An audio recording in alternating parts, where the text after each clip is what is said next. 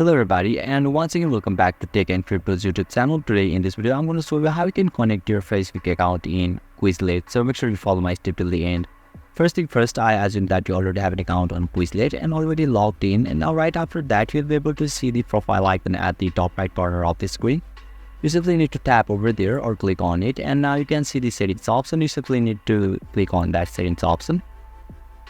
And now you need to scroll a little bit down unless you find the connect your Facebook account. So once you find it, simply click on link Facebook and complete 4 formalities, and once you verify yourself, you'll be able to connect to your Facebook account successfully.